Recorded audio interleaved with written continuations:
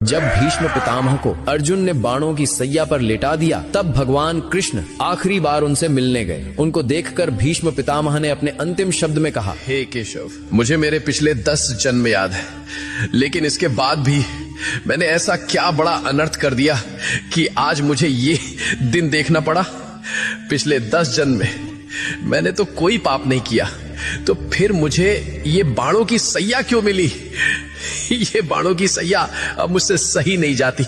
मुझे मेरे सवाल का जवाब दो केशव। तब भगवान कृष्ण ने कहा कि हे पितामह, ये बात आपके 10 जन्मों के पहले की है। जब आप एक राजकुमार थे, तब आप जंगल से भ्रमण कर रहे थे। तभी आपके रास्ते में एक सांप आ गया। आपने उसको मारा नहीं, बल्कि ये सोचकर कि कहीं ये सांप किसी को काट ना ले, इसलिए आपने उस सांप को रास्ते से हटा दिया।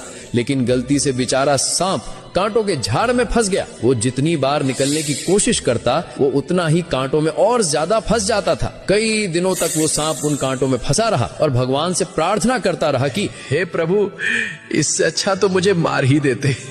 प्रभु, जिसने भी मेरे साथ ऐसा किया है, उसके साथ भी ऐसा ही करना।